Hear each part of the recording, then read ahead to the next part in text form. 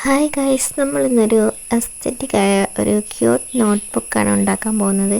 അതിനായിട്ടൊരു A4 sheet എടുത്തിട്ട് ഈ വീഡിയോയിൽ കാണുന്ന പോലെ നടു മടക്കി കൊടുക്കുക.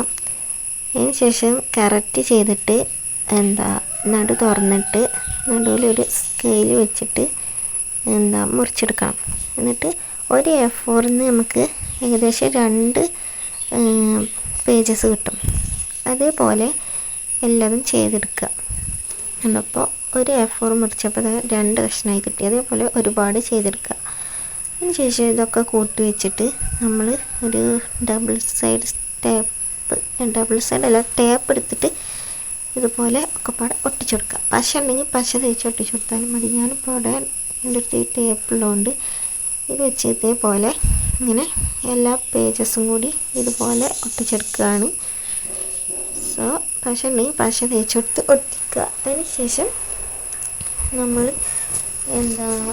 അതിൻ്റെ സൈഡിൽ ഈ പശൻ്റെ ഈ വൃത്തികേട് കാണാതെക്കാൻ വേണ്ടി വേറൊരു പേപ്പർ ഒട്ടിച്ചെടുക്കണം. അപ്പോൾ ആ പേപ്പർ ഞാൻ കുറച്ച് ഭംഗിയായിക്കോട്ടെ എഴുതിയിട്ട് ചെക്സ് വരക്കുകയാണ്.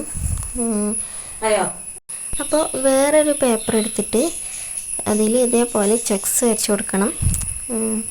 അതിന് ശേഷം ഇതേപോലെ ലൈൻസാണ് വരച്ച് കൊടുക്കുന്നത്. എന്നിട്ട് ക്രോസ് ആയിട്ട് വരച്ച് കൊടുക്കാം.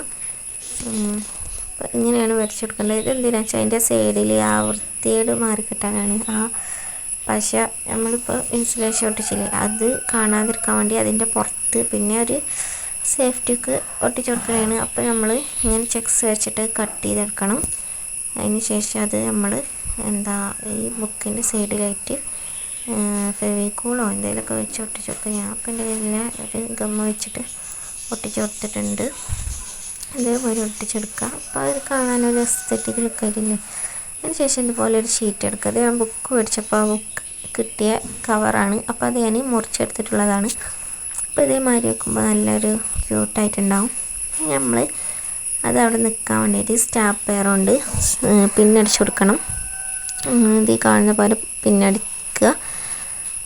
അപ്പോൾ 2 ഭാഗത്തും അപ്പുറ സൈഡിലും അടിച്ചു കൊടുക്കണം, മുന്നിലും ബാക്കിലും. പിന്നെ അവിടെ അടിക്കണ്ട കേട്ടോ, ഈ തലക്ക് അടിച്ചു കൊടുത്താൽ മതി. മറ്റേ അതിൻ്റെ ഉള്ളിൽ നമുക്ക് ക്യൂട്ടായിട്ട് വേറെ സംഭവം ചെയ്യാണ്ട്. അതേപോലെ നമ്മൾ ഇപ്പുറത്തെ സൈഡിലും അതേപോലെ പിന്നടിച്ച് കൊടുക്കണം.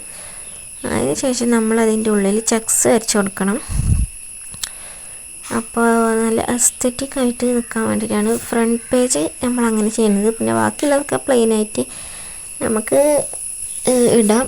നമുക്കിതിൽ എന്തും ചെയ്യാം, ജേർണലിങ്ങോ അല്ലെങ്കിൽ റൈറ്റിങ്സോ ഡയറി എന്തും ആക്കാം. ഒരു ക്യൂട്ട് ബുക്കാണ്. അപ്പോൾ ഇതേപോലെ ഫ്രണ്ട് വരുന്ന ഭാഗത്ത് നമുക്ക് ഇതേപോലെ ചെക്സൊക്കെ വരച്ച് കൊടുക്കുക. അതിന് ശേഷം കുറേ സ്റ്റിക്കേഴ്സ്, അത് നമ്മൾ തന്നെ ഹാൻഡ് മെയ്ഡായിട്ട് ഉണ്ടാക്കിയെടുത്തതാണ് കേട്ടോ. അത് അവിടെ ഒട്ടിച്ച് കൊടുക്കുക.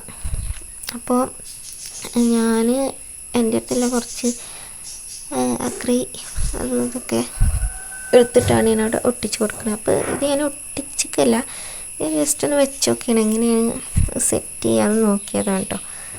അപ്പോൾ ഇങ്ങനെയൊക്കെയാണ്. ഇതൊക്കെ ഞാൻ തന്നെ ഉണ്ടാക്കിയെടുത്തിട്ടുള്ളത് കേട്ടോ. പിന്നെ കുറച്ച് സ്റ്റിക്കേഴ്സ് ഞാൻ ഉണ്ടാക്കിയിട്ടുണ്ടായിരുന്നു. ഒരു പെൻഗിന്, പിന്നെ ഒരു ടെഡി ബിയറൊക്കെ ഉണ്ടാക്കിയിരുന്നു. ഇതൊക്കെ നമുക്ക് ഇനി ഇവിടെ സ്റ്റിക്ക് ചെയ്ത് കൊടുക്കാം. ഞാൻ അത് സെറ്റ് ചെയ്തിട്ട് എങ്ങനെ വേണം സെറ്റ് ചെയ്തിട്ട് പിന്നെ അങ്ങനെയാണ് ഒട്ടിച്ച് കൊടുത്തിട്ടുള്ളത്. അപ്പോൾ ഇതൊക്കെ നമുക്ക് എടുത്തിട്ട് ഒട്ടിച്ച് കൊടുക്കാം. അപ്പോൾ നല്ല ക്യൂട്ടായിട്ടുള്ള എസ്തെറ്റിക്കായ ഒരു നോട്ട്ബുക്ക് നമുക്ക് കിട്ടും. ഇതുണ്ടാക്കാൻ ഭയങ്കര സിമ്പിളാണ്. അപ്പോൾ ഇങ്ങനെയും കൂടി ചെയ്യുമ്പോഴാണ് ഇതൊന്നും കൂടി എസ്തെറ്റിക് ആവുക. അപ്പോൾ ഇതിൻ്റെ ഫൈനൽ ലുക്ക് ഇങ്ങനെയാണ്. അപ്പോൾ അത്രേ ഉള്ളൂ. Bye guys.